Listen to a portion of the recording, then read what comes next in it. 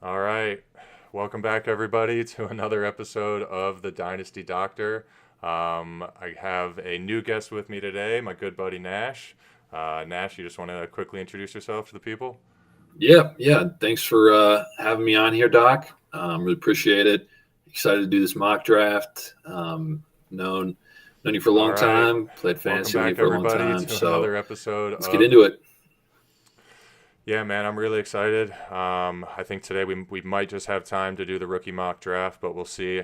We also had talked about maybe doing some bold takes and a division breakdown if we get there, but we'll see how much time we have. But otherwise, let's just go ahead and hop right into it. So this is going to be a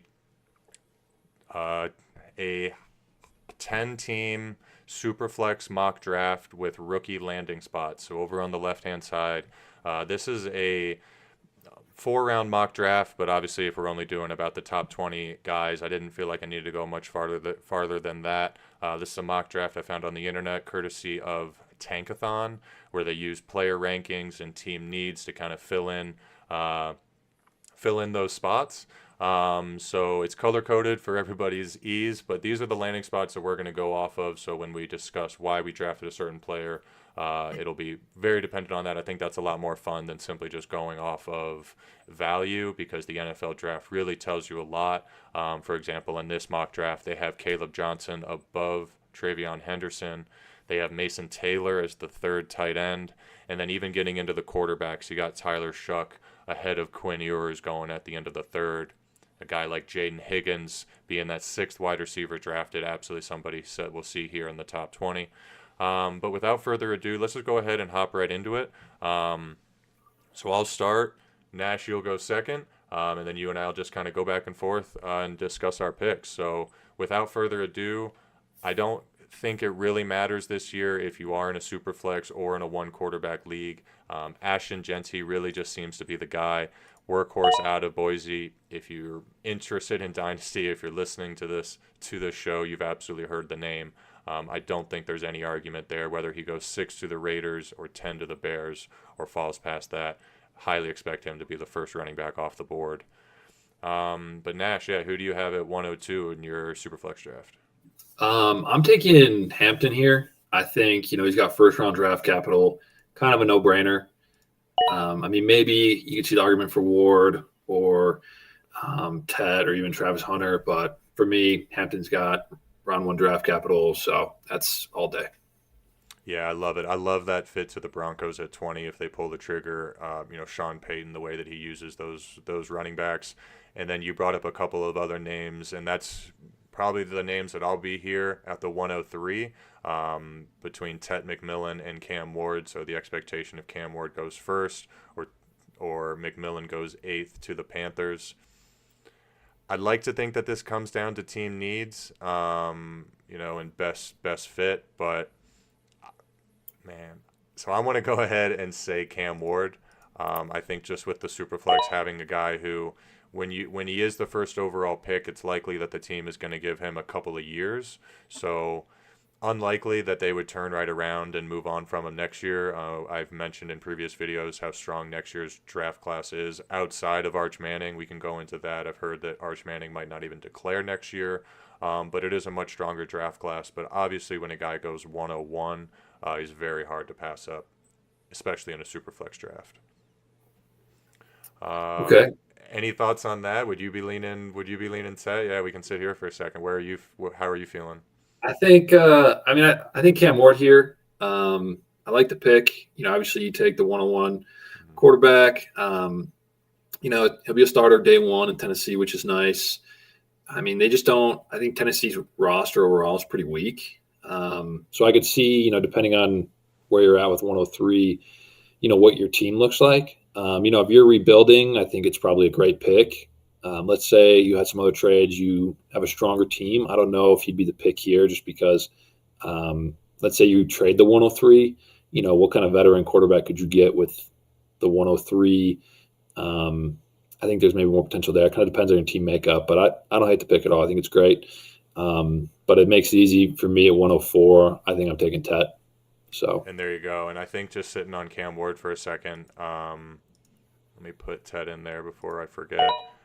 With with Cam Ward and the 103, it absolutely seems like a perfect scenario to trade back. Someone's trying to come up and get Tet, or obviously they're seeing TreVeyon Henderson still on the board, and we see here with the mock draft landing spots, going 44th to the Cowboys. But the interesting thing is that this mock draft also has the Titans in the second round at 35, taking Luther Burden. So when you talk about weapons, the Titans are aware that they're weak. It's very unlikely that they go in with just Calvin Ridley and the ghost of Treylon Burks. So it's likely that the Titans would add another weapon, and even in this draft, they're not waiting at all. Early day 2, adding a top 5 wide receiver, and that would only get me even more excited to draft Cam Ward at 3. I think Tet McMillan at 4 is the right option. You could argue Travis Hunter, and I think a lot of that will depend upon what the Patriots coaches and Mike Vrabel, comes out and says. Is he going to be a full-time wide receiver with a little bit of cornerback sprinkled in? Everybody's waiting for that, but I certainly don't hate it. The Panthers are an up-and-coming offense. Bryce Young kind of started to emerge towards the end of the year. Their coach's name is slipping my mind right now, but he's a hot young coach with a lot of offensive, firepower. That's kind of the hot coaching carousel right now, is to get those offensive-minded coaches. So they would absolutely feed McMillan all day. He has zero competition for targets. Would step right into a number 1 wide receiver role. Yeah. Any thoughts on that? Any thoughts on my little ramble there? Yeah. I mean, I think it's a great call out. For what you're saying. I mean, I don't have, honestly, a ton to add to it. I mean, I think you did a pretty good job explaining it. I wouldn't say I disagree too much. Yeah, it's really like what we hear in the draft, but I just love the target share there in Carolina. 105 is, I think, really where this draft is going to open up, especially if we only get 2 running backs in the first round, on the off chance, Henderson falls into the back of the first, or, somebody, something else crazy happens. But you could go Hunter here. You could go Matthew Golden, Egbuka, Luther Burden, all 3 of those wide receivers, if we look on the left side of the screen, all going 1, 2, 3 to start the second round. Unlikely that I take Shedeur Sanders here at 105. It feels like a reach, and the Giants have Malik Neighbors. I love that. When we were just talking about the Titans' lack of weapons, and Malik Neighbors is pretty much solidified himself as a top 5 wide receiver, both in redraft and certainly in Dynasty. Man, once again, I can sit here and talk all day about team needs. And if I look at the mock draft a little bit closer, Egbuka to the Giants would probably scare me away, because he falls into that number 2 role behind Neighbors. So it's unlikely to maybe take Egbuka this early. He's a guy I was really high on, I am really high on in the pre-draft process, because he just seems to have a really high floor. And Matthew Golden scares me. I'll be honest, he's a guy who, if you watch his tape, was almost invisible for most of his career. He wasn't even the wide receiver 1 on his team. That was Isaiah Bond that we have in this mock draft going in the 4th round to the Saints. But Matthew Golden exploded in the college football playoffs for Texas. Really had 2 games, but those 2 games he was by far the best player on the field. And I think people started to kind of go, wait a minute, who is this guy? And let's maybe look at some of his previous tape. I believe he tested really well too in the combine. I don't know those numbers off the top of my head. But I'm going to swing for the fences here, and maybe not even swing for the fences. I'm going to go TreVeyon Henderson. He's a guy that is really getting hyped up as a lot of people's RB2 and RB3 in this draft class. The Dallas Cowboys at 44th, just a couple picks into the second round, is a sexy pick. That's a sexy landing spot, something you could really get excited for. And the Cowboys didn't do anything in the offseason. Javonte Williams isn't going to push him for touches. They signed Miles Sanders. So it looks like the Cowboys are likely to take a running back, and a lot of people expect them maybe to take one at 12th overall. But in this instance, say they pass at 12 and wait until that early second round. If Henderson is on the boards, or if Quinshon Judkins, maybe to fall to that landing spot. But I certainly like the Henderson talent, and combined with that perfect landing spot, I just think this is a great pick at 105. Yeah, I really like that pick as well. I think he fits in well with the Cowboys. I also just like him as a prospect. He's a home run hitter. anytime he touches the ball, he can go, all the way. So I really like that. I also, I have him as my RB3 as well. So I think it's great choice there. And, what you said about kind of the wide receivers, you look at those three, I think really, landing spots probably play a pivotal role. I mean, you can see even in this mock draft, taking all next to each other. I think it's kind of a matter of what prospect you like the most and, what the landing spot ends up being. Out of those three, I'm not as high on Golden. I'd probably rank him third out of those three. But in terms of the fit, I like Luther Burden because he comes in, he could be wide receiver 1 versus Egbuka is going to be a wide receiver 2 to Neighbors. I think Golden comes in wide receiver 2 to Jerry Jeudy. Maybe even below Tillman. Tillman had a little bit of a breakout year last year before the concussions. So maybe he's a project pick. The Browns, I think, are trying to compete. At least I think that's what they told Myles Garrett. So maybe they have different ideas. But I also think here, you look at the success that Brock Bowers had. I think potentially you can start considering tight end. I don't love Tyler Warren to the Colts, but I think he's a great prospect. And, if you're kind of a middle-of-the-road team and you want to wait and see how things play out, maybe you trade back here if you're trying to target tight end. I think Tyler Warren's maybe a little later. But even still, I think I like him. I'd rather swing on Tyler Warren, I think, than any of the wide receivers right now. And I would take him over Kaleb Johnson. So for my pick, I'm going to take Tyler Warren. Okay. Yeah, you said a couple of things there, and I might actually disagree with you and say that between those three wide receivers, Matthew Golden may actually have the best, at least in terms of a prospect. Once again, it doesn't sound like you or I are extremely high on him. I'd probably have him as my wide receiver 4 or 5. I think I'd probably, most likely have Egbuka and Burden above him. So I'd probably slot him in at 5, and then there's a bit of a tier break, and we'll get to, Higgins and those other guys later on. But we mentioned Egbuka to the Giants behind Neighbors. It's very unlikely that he emerges as the wide receiver 1, and I think that's what you're hoping with the guy this early at 106, that he one day could become the wide receiver 1. Luther Burden, day 1, maybe. Calvin Ridley isn't the same guy, so certainly has that potential, but I'm also not sold on Jerry Jeudy or Cedric Tillman either, so once again, it really just depends on how you feel about these prospects in general, but I could see a path for him to have the wide receiver 1, but unfortunately, as we're even seeing in this mock draft, is who's going to throw him the ball. I mean, is it Kenny Pickett? We see down here at the 4th round, the Browns swing on Quinn Ewers as a quarterback project. Do they go out and sign Kirk Cousins? These are all the questions that the NFL draft will help us answer. But those three I think now are very close in rankings. Certainly Hunter and McMillan have kind of separated themselves, but I think those three are kind of solidly 3, 4, 5. And landing spot is going to play a big factor unless you feel super strongly about another. And certainly the landing spot to the Giants is something I would not be excited about. But moving over to Tyler Warren,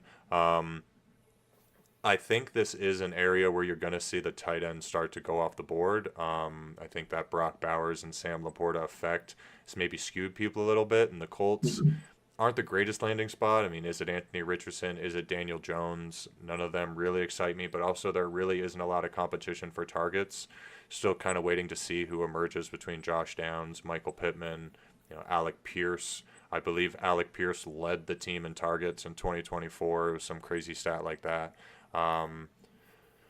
So I don't hate it depending upon your team needs, but certainly if you had a Brock Bowers, you're sitting with a top 5 tight end. I'm trying to think of some of the other top tight ends on the board. You got a Trey McBride, you got a TJ Hawkinson. Certainly wouldn't be reaching, but say you're at 106 and no one's willing to trade up. You're not able to trade back, and Travis Kelce is your starting tight end, and you're just waiting for the day that he retires. Maybe you take a swing on one of these guys between Warren and Loveland, and I think this is where you go talent over landing spot. We all love the Chargers landing spot, but I still see Tyler Warren as the tight end 1 in this class. I don't think there's a huge tier break, but I wouldn't be scared away just because of something like that. I think that's a lesson learned in Dynasty is go with talent, especially this early on in the draft, and then maybe in the second, end of the second, third round, maybe you're going off a landing spot there. Where's the best opportunity to kind of fill in?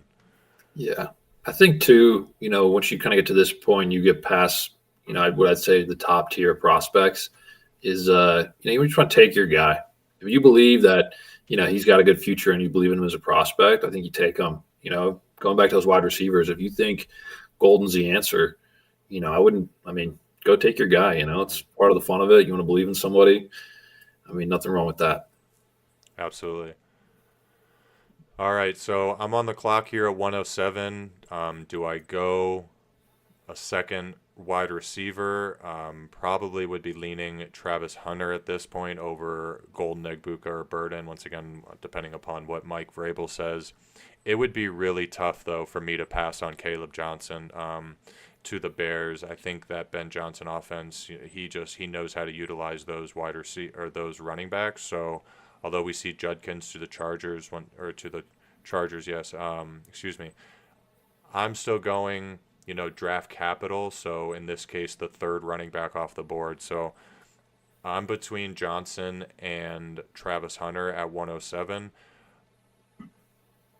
I'm going to go Travis Hunter. I'm going to say on the off chance, let's say Mike Vrabel comes out and says Travis Hunter's a full-time wide receiver and is going to sprinkle in a little cornerback. We're going to bring him in to shut somebody down or have special packages around him. Drake May is looking for that young weapon to grow with. Stephon Diggs just got a huge deal. But if you look at it, it's really a 1-year deal. So he just got 3 years, $69 million. But we all know how the NFL contracts are structured, and a lot of teams have outs. This is actually Cooper Kupp's deal is structured the same way, getting 3 years, 45. All of their guaranteed money is in the first year. This team can move on after 1 year. So if the Patriots do swing on Travis Hunter at 4, they do commit to him being a full-time wide receiver. A lot of people say if he's a full-time wide receiver, he's the best wide receiver in this class, talent-wise. So really hard to pass up a guy like that. But yeah, between Hunter and Kaleb Johnson to the Bears, I think Johnson's fallen a little bit too in a couple people's rankings. So it wouldn't be a surprise if the NFL thought otherwise and had him over, had him third. It only takes one team to believe in a guy to get him boosted up in the draft. But yeah, that's how I feel. Yeah, I agree. I think, it really just depends on whoever ends up drafting Travis Hunter. What do they say? What is his role going to be? What's a rep split going to be like? He's a really difficult prospect to judge right now. I'd be really curious, to see how he does as a full-time wide receiver. Obviously the Patriots landing place is a fantastic opportunity. He's got potential, like you said, to really grow with Drake May. That'd be fantastic. I don't think Patriot fans would be upset at all with that pick. They'd probably be pretty stoked. I like that there. I don't think you can go wrong with him. Also, I like what you said, talking about the running backs, Kaleb Johnson and Judkins, obviously fantastic landing spots with the Bears and the Chargers there. I think, you're looking at those two prospects. I think you can go either way with them. Obviously this mock draft has Kaleb Johnson over Quinshon Judkins. But I think if you rank Judkins over Kaleb Johnson, I don't think, that would be a stretch either. It's kind of, one or the other. But for this pick, I like running back here. I like Kaleb Johnson. Again, we'll trust what they're saying with the draft capital that he's slightly ahead of Judkins. But again, I mentioned before, how you want to take your guy. If you think Judkins is your guy and you like him on the Chargers, I don't think it's going to be a bad pick. You can go either way here. All right, so you're locking in Kaleb Johnson at the 108? Yep. Yeah, I like that pick. I think a lot of people are really excited about Ben Johnson and what he's going to do.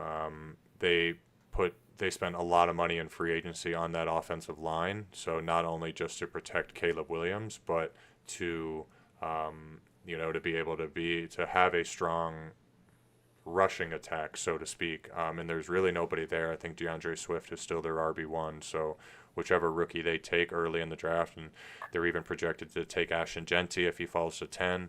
Would love that. That would absolutely make me even maybe more excited about taking Jeanty at 101. So I love this pick. Going to 109, once again, still really opening up the board. We've taken 4 running backs, 2 wide receivers, quarterback, and a tight end. Do you take Shedeur Sanders here? Do you take the swing on the quarterback who's given the draft capital at 103? Now, if the Giants struggle and the coaching staff and the GM get fired, does the next coaching staff want to come in and still give Shedeur Sanders a shot? Does he feel like he has a long leash? I'm probably leaning away from Colston Loveland at this pick at tight end. I think there's still a lot of other talent on the board, especially those 3 wide receivers. Take your pick. We just talked about Judkins and certainly Shedeur. This is tough. I'm going to go Shedeur Sanders just because of what we mentioned with those 3 wide receivers. I think you really got to love one of them. You know, if you have Egbuka as your wide receiver 2, Burden as your wide receiver 2, whatever it is, if you love that landing spot. But I see him getting off to a slow start. So especially in a Superflex league, and you could argue in a 10-team Superflex league, actually, as I'm thinking about this and just realizing that I just remembered that we did a 10-team. Quarterbacks do have a little bit less value in a 10-team versus a 12 league. There are more quarterbacks out there, so the likelihood that a team has 3 or 4 starting quarterbacks.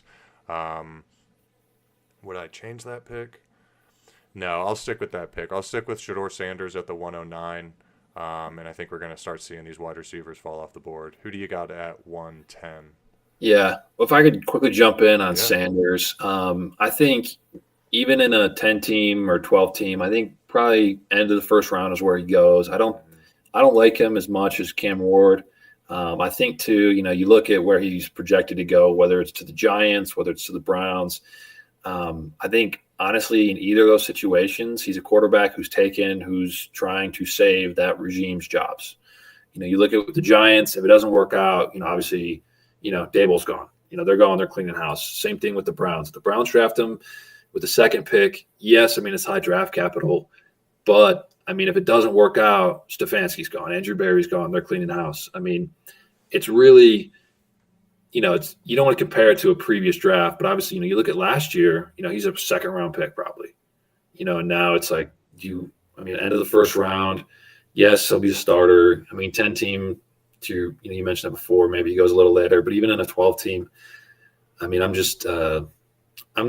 not seeing the love necessarily. I think if you end of the first round is probably a good landing spot for him. So I don't hate where he's taken, but I think it's a bit of a reach of a pick for either of those organizations, honestly, in my mind.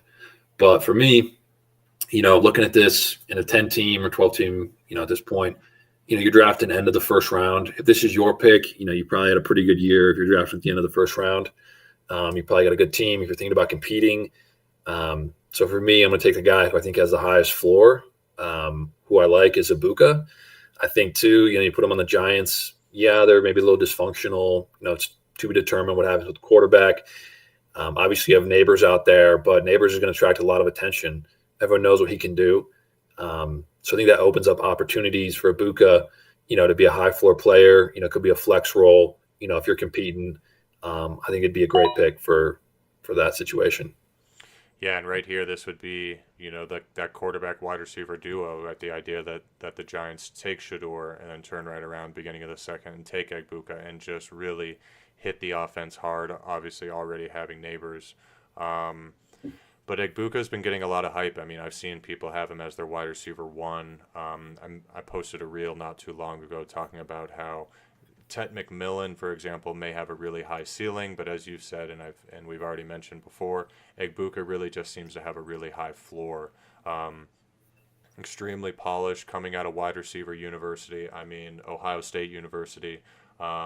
They're just churning out these generational prospects in a way. There just seem to be no misses. So I think this is an extremely safe pick at the end of the first, especially if you do have any uncertainty around Matthew Golden, Luther Burden to the Titans. Do you like that Cam Ward Burden connection? So coming back now to the 201, we still have Judkins on the board. It would be our running back 5 to the Chargers. Cam Skattebo, running back 6. Would be a little bit early, but he's somebody that I expect to see here being taken here in the next 10 picks. I'm still going to stick to one of these top 3 wide receivers, the wide receivers 3, 4, and 5, with you just taking Egbuka. So between Matthew Golden and Luther Burden, I'm going to lean Luther Burden.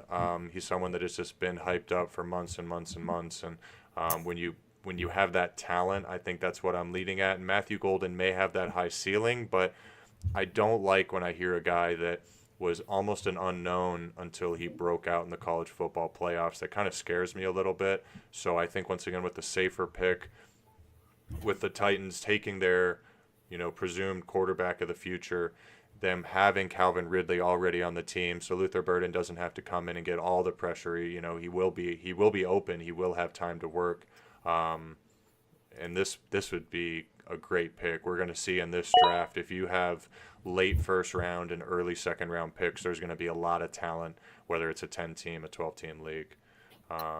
Yeah, absolutely. I think it's fantastic pick right there. I like him a lot. For a lot of those reasons you said. He comes in, doesn't necessarily have that pressure, but he's going to be on the path to become their wide receiver 1. He also comes in, rookie year, really to establish himself with, the quarterback of their future, for the Titans with Cam Ward. Hopefully, it's a great pairing.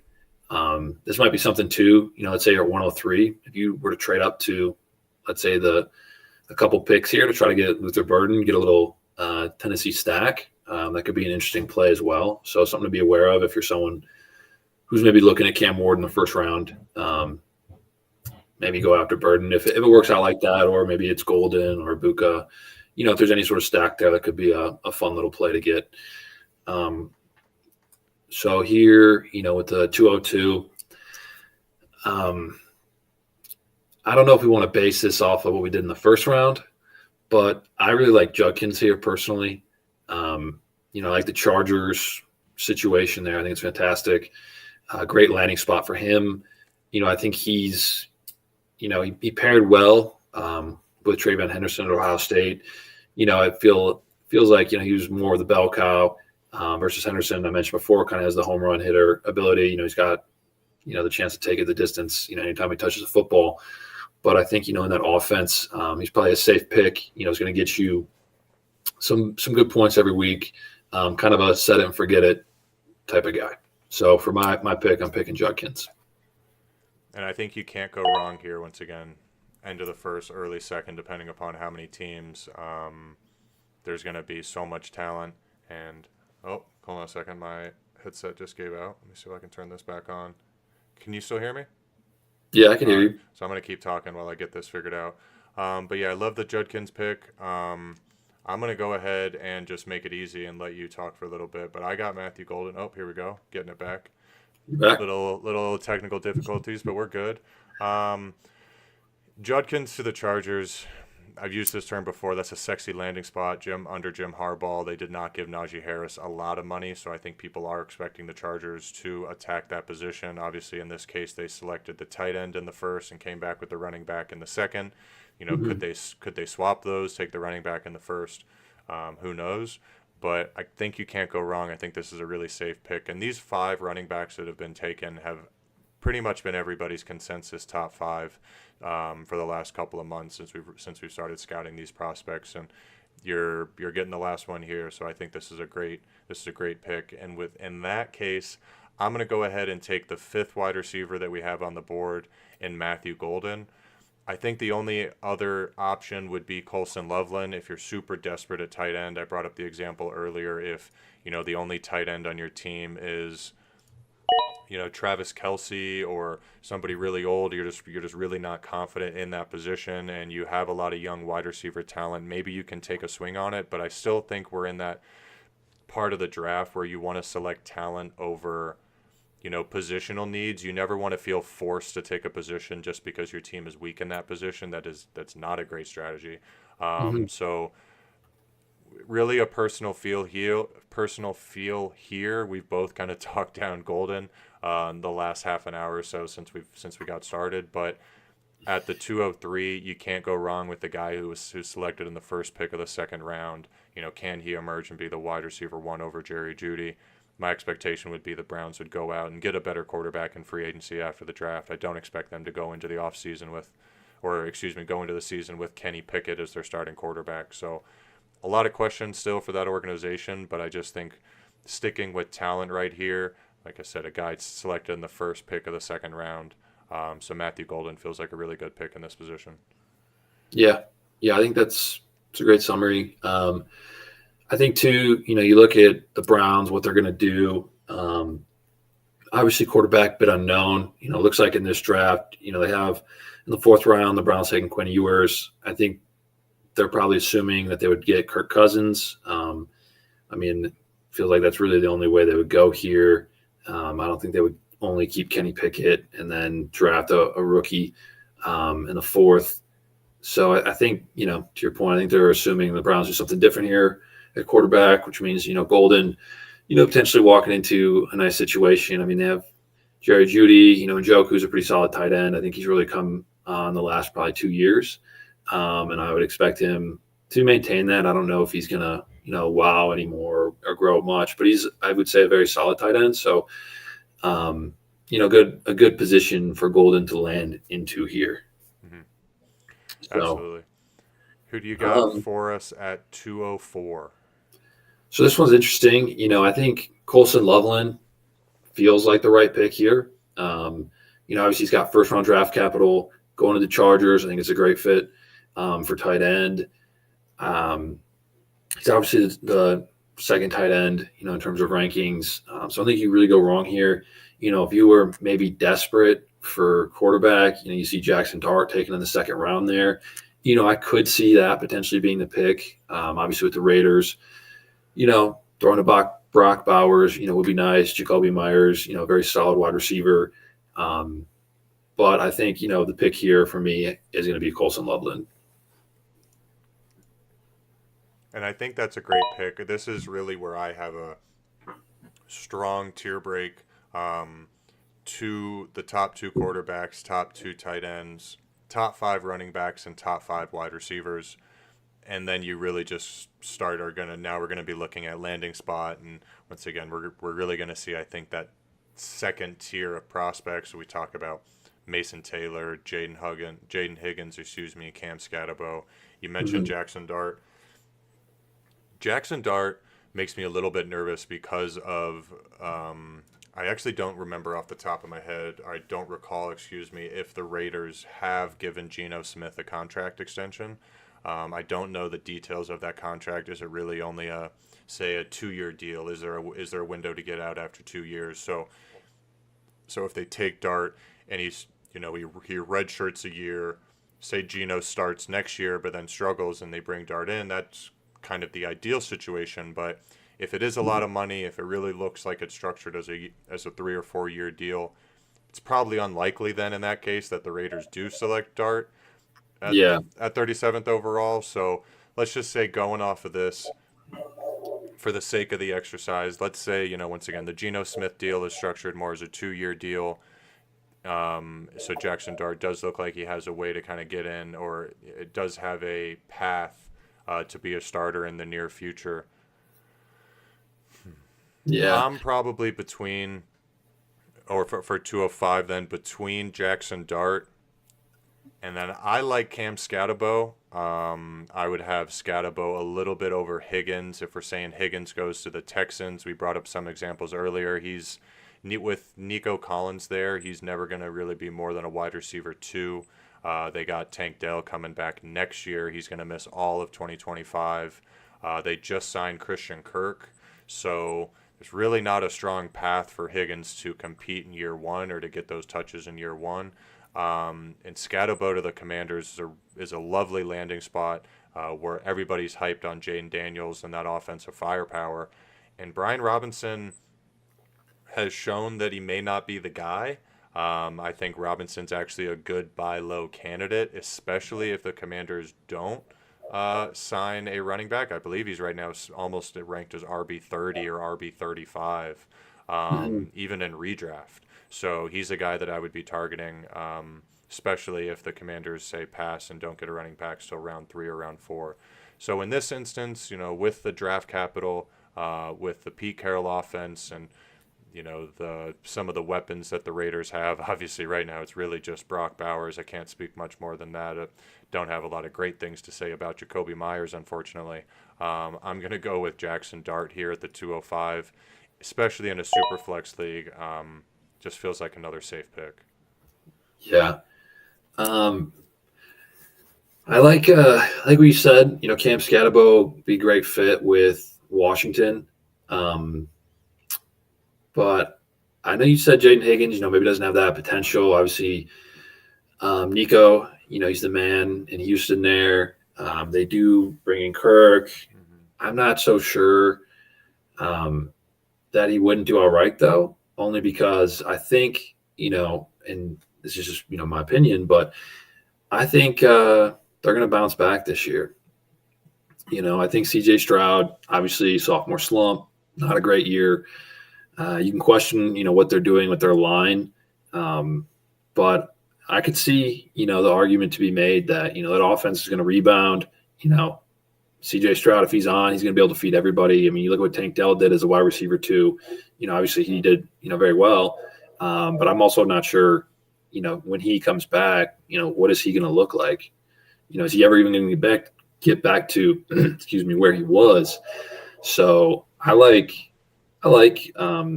Higgins just for that sake, and this landing spot. I'm not super down on it, but again, I think it's you know who do you like the draft capital? I think I'd probably go Higgins here. You know, I think he's Yeah, got you can potential. certainly. I think he's got wide receiver 2 over Kirk, betting on the bounce back. So Yeah, and this is where you can start to be swayed a little bit based upon landing spots and maybe talk yourself into a guy. But certainly, draft capital tells us that Jayden Higgins is the wide receiver 6. Still with the second round draft capital, that's great. Christian Kirk's deal, that's another one. Is that more of a 1 year deal? Is I don't see Christian Kirk as the long term solution. And he really just seems like a fill in. Tank Dell plays that slot role, and we all know about that relationship that Stroud and Dell have. They're best friends, but once again, what's he going to be like when he comes back? And right now, Christian Kirk's really just seems like a 1 year fill in for the slot. So if you put mhm. Higgins on the outside, does he start to build that connection with CJ Stroud? And there have been a lot of questions about what the hell are the Texans doing with their offensive line. Just seems like they're sellers. But Yeah. CJ Stroud had all this potential last year, and I don't think that's gone. I don't think that's lost. So can he emerge and can he continue? If you just continue to put weapons around him and give him that confidence, it's very easy for him to bounce back, be a top 10 quarterback again. When you're giving him a weapon like Jayden Higgins on the outside, so I like that pick. Mhm. All right, so we got 4 more picks here to round out the second round. We still have our running back 6 on the board and Cam Skattebo. We're looking at right about in the middle of this mock draft that you see here on the left side of my screen. So we got Elic Ayomanor, believe I'm saying that incorrectly, but to the Buffalo Bills. They're still looking for their wide receiver 1. Is Keon Coleman going to emerge? I think a lot of people were expecting them to maybe go after a veteran wide receiver this offseason, but they did a whole lot of nothing outside of giving Khalil Shakir, excuse me, a decent amount of money, but he still doesn't profile as the wide receiver 1. Jack Beck at the beginning of the third to the Jaguars. They have Brian Thomas there, but outside of that, they've been big sellers this offseason. I mean, does Parker Washington emerge as the wide receiver 2? Probably not. So got a couple of good names on the board. Certainly, I didn't want to skip over Mason Taylor, the tight end to the Seahawks. That's a great landing spot. But a lot of people aren't really confident in Sam Darnold going in there and kind of lighting the world on fire. So at 207, I'm gonna go Cam Skattebo to the Commanders. Has he? I didn't take him already, did I? No, No. no, he's still on the board. So yeah, I'm gonna go Skattebo as our RB6. And once again, end of the second round to the Washington Commanders is a great landing spot, really high powered offense, and a guy that you can, I think he profiles as a 3-down back. So if you're not fully confident in Brian Robinson, and even if you are, maybe Skattebo's the guy of the future.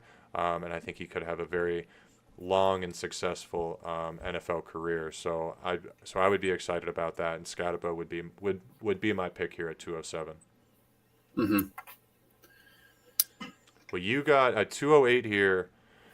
You have a good number of options. There really aren't any other, at least high draft capital running backs. There is a bit of a tier break or a bit of a gap, so to speak, even in just NFL draft capital. We have Dylan Sampson and Ollie Gordon going at the end of the third and the early fourth. Dylan Sampson to the Chiefs is going to get a lot of people excited. He's a draft prospect that a lot of people are excited about, and that's such a nice landing spot. But if you've played Dynasty for a few years now, you've definitely heard the stories about Clyde Edwards-Helaire going to the Chiefs and everybody getting super hyped up that draft class. So people could be a Yeah. little bit nervous making that mistake again. But besides Sampson and Ollie Gordon, you have a ton of wide receivers, some tight ends on the board. Jalen Milroe is still on the board in the third round, projected to go here to the Pittsburgh Steelers.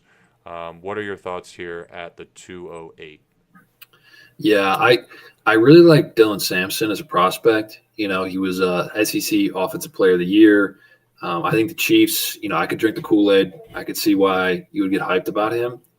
I don't know if I'd take him right now. I think, you know, to your point, there's some higher draft capital wide receivers.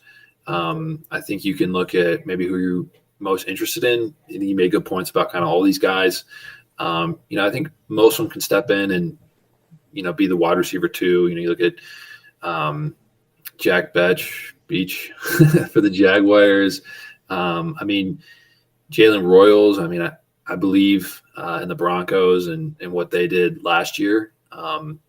And that could be one where if you like the potential on Jalen Royals, you know, is Cortland Sutton, you know, I know he had a good year last year. In terms of wide receiver one, he's probably one of the weaker wide receiver ones. So like maybe in a year or two, can he eventually step into that wide receiver one role? And also at the same time, grow in Denver there. I like that fit. You know, if you need tight ends, I feel like I've drafted 2 tight ends already. So I don't know if I want to draft a third. But yeah, I think it's just kind of dealer's choice. Like I'm not as familiar with Ayomanor Manor. I can't even pronounce his last name. That's okay. Versus like Trey Harris, who is I think a little bit more hyped as a prospect, who seems to be dropping down boards a little bit.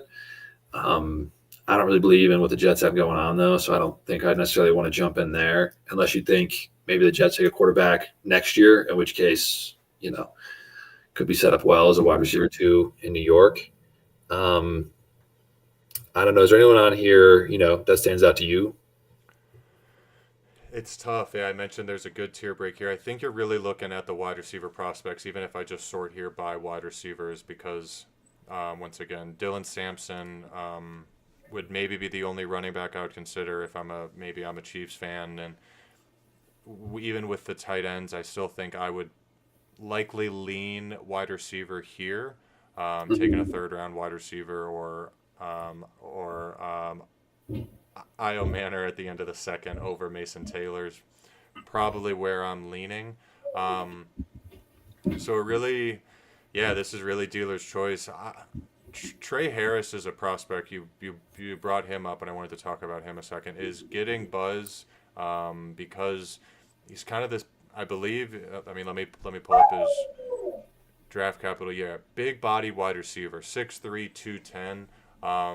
You can't teach size, so. But yeah, going into an organization like the Jets, once again, we talked about the idea that maybe he is the is he always going to be the wide receiver 2 behind Garrett Wilson? But I think that's a lot of these guys, even Jalen Noel to the Seahawks, likely to be the wide receiver 2 behind JSN. So this really feels like my sleeper yelling at me. This really feels like a personal preference, but I don't think you could go wrong. I would say if this is where, if you organize your rankings by tiers, and we always recommend you do, this is maybe where you lean landing spot. If you're between, say, 3 guys, we talked about earlier, the wide receivers 3, 4, and 5. Unless you have one over another person in a tier, if you really have them all similarly ranked, I can't argue against landing spots. So I don't want to tell you what to do. I think the Bills are an awesome landing spot. They just paid Josh Allen to become the highest paid, not only quarterback but an NFL player in history. So yeah, I think for me, you mentioned landing spot, your tier breaks. So in one of my leagues, I do have Josh Allen. So for me, it probably would be Ayomanor here. That's like the third way I pronounce that dude's name. I think that's actually right. Ayomanor? Yeah, I think you're the closest so far. All right. Well, I think, I'd probably go him here just based on, the one league where I do have Josh Allen. Just get that stack. I mentioned that stack before, the Titans. I always think it's fun when you can do that. Pair them up. Yeah, I like that. I like the Bills here. I like the pick, obviously, and the fit for the Bills.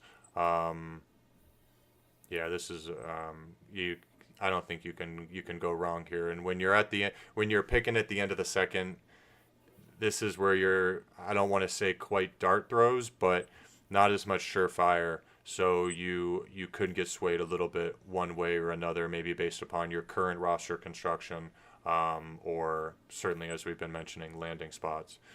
So we got 2 more picks. Then we'll round this out. I will go ahead and do you the favor of taking the tight end in Mason Taylor, so you don't have to pick the 3rd tight end of the day. I think that draft capital is what excites me. There really isn't any competition there. If you follow, who's trending on Sleeper, AJ Barner is a name that's been a popular waiver wire ad because there's nobody else there. And the Seahawks are likely a team that are in this rebuild, but Mason Taylor is the son of an NFL veteran, Jaxson Taylor. So he does come from that. You like to see the players come from that NFL bloodline. And I just think this is another one of those, can maybe be described as a safe pick. I think a lot of people would say Harold Fannin Jr., especially to the Bengals and all the records that he broke, but I would look at maybe the guy selected 1 round earlier, and going with the draft capital of Mason Taylor to the Seahawks here. And with the 210, why don't you round it out or finish this off for us? Who do you got? I'm taking Dylan Sampson. Of course you are. Okay.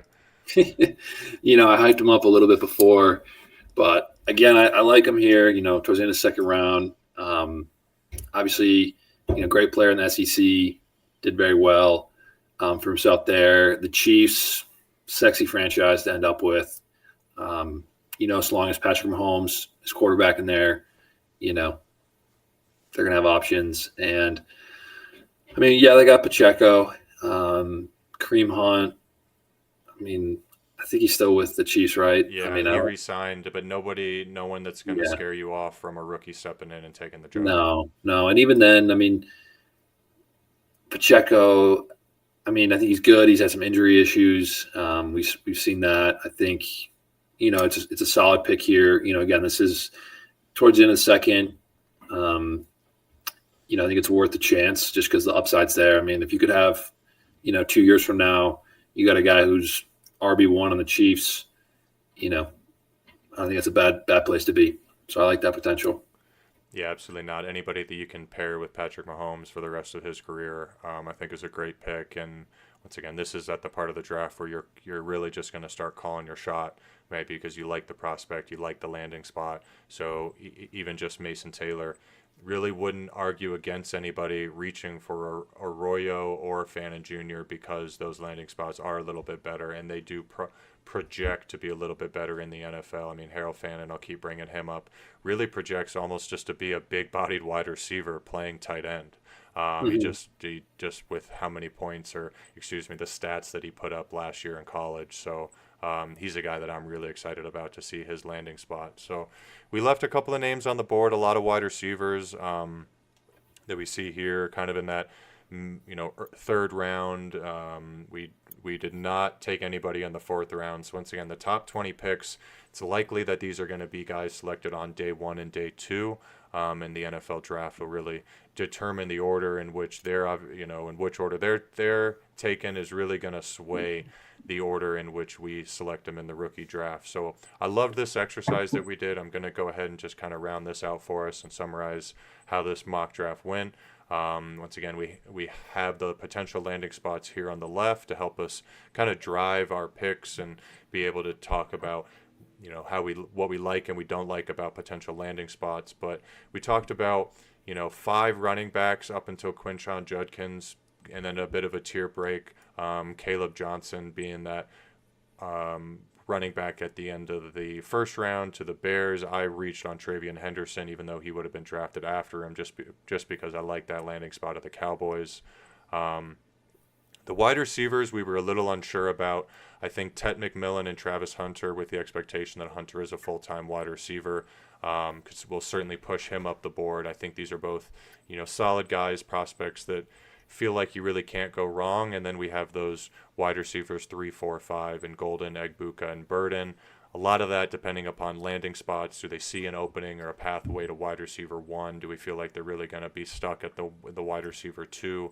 Egbuka to the Giants would make me nervous, and that expectation feels like he would spend the rest of his career as the wide receiver 2 behind Malik Neighbors.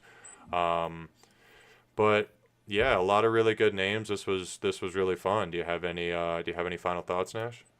Yeah, I mean, I think sometimes it's one of those guys I liked. It's like just believe in them. So I think that's part of the fun of it is you could do that. But ultimately, your point about the tier break, it's definitely apparent.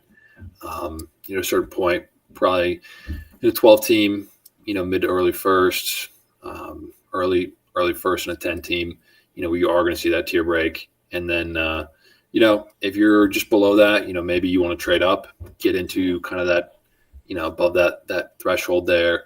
Look at, I mentioned stacking up guys, draft Cam Ward and the Titans draft a wide receiver, it could be someone you want to go after. But it's, it's fun to do these. It's also tough to know, without how things actually shake out until the NFL draft, what's going to happen. So.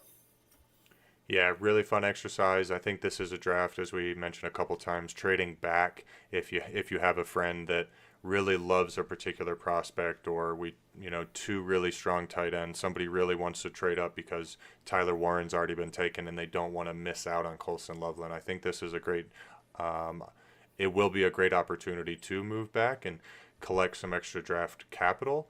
But certainly don't pass on some of these blue chip prospects. This is such a strong running back class, and even Cam Skattebo in the middle of the second would be an awesome pick, something I'd be really excited about, even in a 12-team league, if I had the 203 and 204 opportunity to take Skattebo, who in this example was a round 2 draft pick, would be really exciting. So with that, I'm going to go ahead and just wrap this up. Just want to say thanks everybody for tuning in. Probably do this a couple more times leading up to the draft, maybe right after the draft, and we actually know where these prospects land as everybody's starting to really, get ready for their own rookie drafts. This is a great exercise, but just want to say thanks again for tuning in and hope to see you all next time. So, all right, I'll catch you later.